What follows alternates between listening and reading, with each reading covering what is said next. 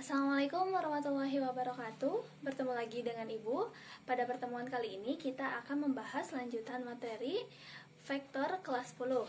Nah, pada pertemuan sebelumnya atau pada video sebelumnya kita sudah membahas tentang vektor satuan. Nah, kita akan bahas kelanjutannya.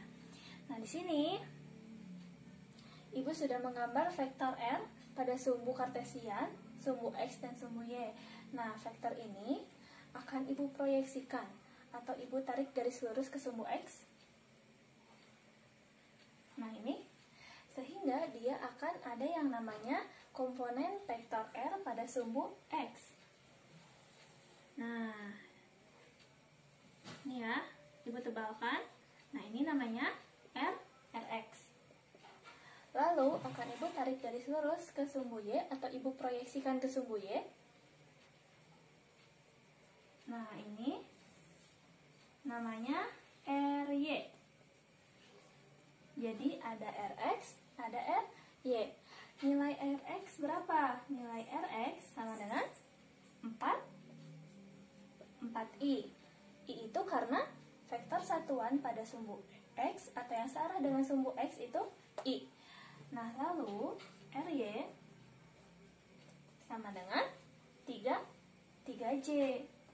Karena vektor satuan yang searah dengan sumbu Y adalah J.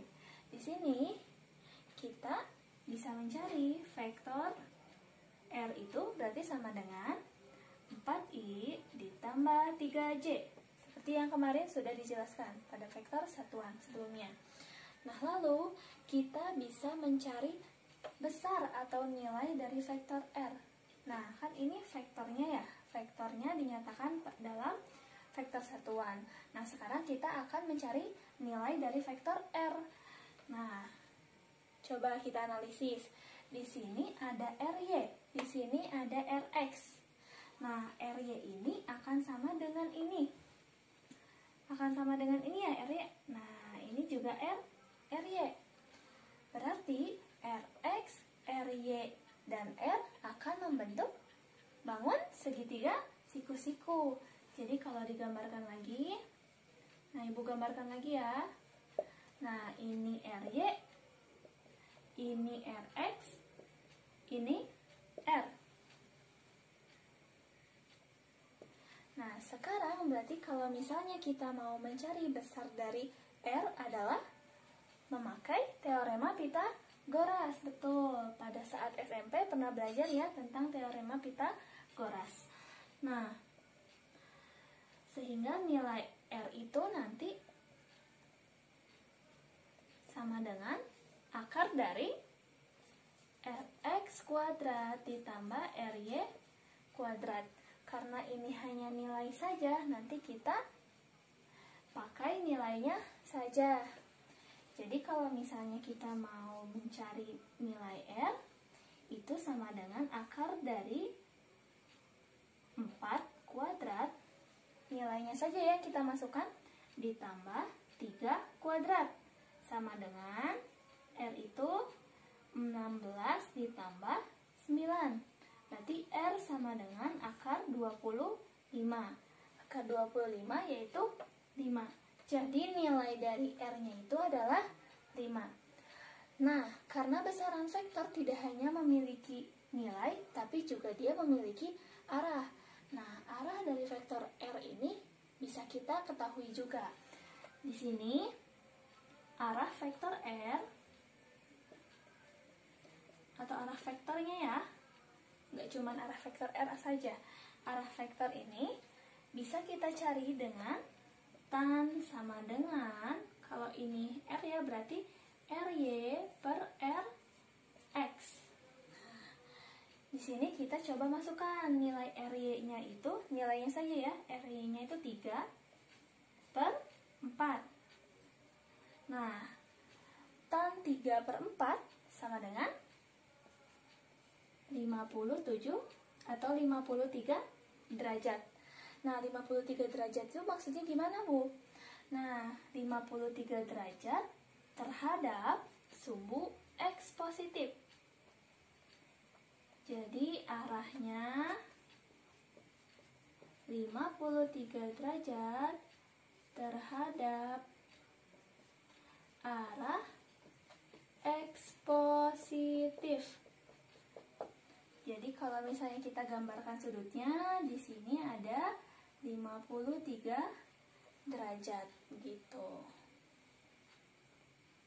Nah, selanjutnya kita balikan. Jadi di sini ada vektor. Nah, nilai vektornya sudah diketahui. Nah, yang ditanyakan itu vektor komponennya dari si vektor A ini. Jadi vektor A ini besarnya 10 meter. Nah, ditanyakan berapa AX dan AY. Nah, tadi apa AX itu berarti komponen vektor A pada sumbu X dan AY itu komponen vektor A pada sumbu Y. Gimana caranya? Tadi sama kita proyeksikan. Kita tarik garis lurus dari ujung vektornya ke sumbu X ya, kalau untuk mencari AX. Kita tarik garis lurus ini, berarti ini nih vektor AX-nya atau komponen vektor A pada sumbu X, ini AX. Untuk mencari AY-nya, ini kan kita tarik garis lurus atau kita proyeksikan ke sumbu Y, sehingga nanti akan ada di sini panjangnya AY atau komponen vektor A pada sumbu Y. Nah, di sini diketahui sudutnya, katanya sudutnya 30 derajat. Nah, kalau misalnya diketahui sudutnya, kita bisa mencari besar nilai dari AX dan AY. Nah, besar nilai AX itu sama dengan A cos theta. Nah, theta-nya itu ini sudutnya ya. Lalu AY-nya itu sama dengan A sin theta. Nah, untuk menghafalkannya seperti ini. Jadi kalau misalnya ini sudutnya berimpit, misalnya kan ini vektornya, ini vektor komponennya atau komponen vektor yang dicari. Lalu sudutnya ini, nah sudutnya berimpit kan ya, mengimpit AX sama A. Nah, itu pakainya cos. Jadi yang berimpit pakainya cos. Sedangkan di sini A. Kalau misalnya AY, ini AY kan, sedangkan sudut yang diketahuinya ini. Nah, sudut ini tidak berimpit dengan AY gitu ya. Sehingga dia pakainya sin. Jadi kalau misalnya yang berimpit pakainya cos, kalau misalnya yang tidak berimpit dengan sudutnya pakainya sin. Nah, berarti nilainya berapa, Bu? Kita masukkan ya nilainya, berarti AX itu sama dengan A cos theta. A-nya itu 10 cos theta. Nah, cos 30. Cos 30 itu ya setengah akar 3. Berarti sama dengan 5 akar 3 meter. Jadi nanti nilai AX-nya itu sama dengan 5 akar 3 meter. Nah, sekarang kalau AY berarti A-nya 10 sin 30. Sin 30 itu setengah. Nah, sehingga nanti nilai AY-nya sama dengan 5 meter gitu. Bu, gimana kalau misalnya ada vektor lagi? Ibu simpan vektornya di sinilah. Nah, ini ada vektor B misalnya. Vektor B ini nilainya samalah 12 lah ini, 12 meter. Nah, tapi sudut yang diketahuinya yang di sini 30 derajat katanya. Ditanyakan nilai atau berapa nilai komponen vektor B terhadap sumbu X dan nilai komponen vektor B terhadap sumbu Y. Tadi prinsipnya yang berimpit pakainya cos, yang tidak berimpit pakainya sin. Nah, di sini yang berimpitnya Bentar, kita proyeksikan dulu ya. Kita proyeksikan, berarti ke sini. Ini namanya BX ya. Kalau misalnya ke sini, nah ini berarti BY. Nah, BX ini kita akan cari BX. Nilainya berapa? Nilainya B sin atau cos. Kira-kira ini berimpit nggak? Ternyata enggak ya. Sudutnya yang diketahuinya ini. Dia tidak berimpit dengan sudutnya, sehingga dia pakainya sin. B sin theta atau sin theta ya. Berarti B sinnya itu sin 30. Ini B-nya kita ubah, berarti 12 ya. 12 sin 30 itu setengah. Sehingga nanti nilai BX-nya itu sama dengan 6 meter.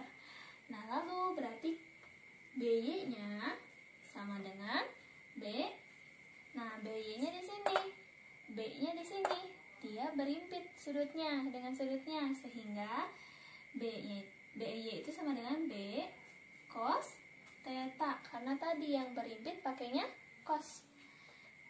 Sama dengan B-nya 12 cos 30 derajat. Sama dengan 12 cos 30 itu setengah akar 3.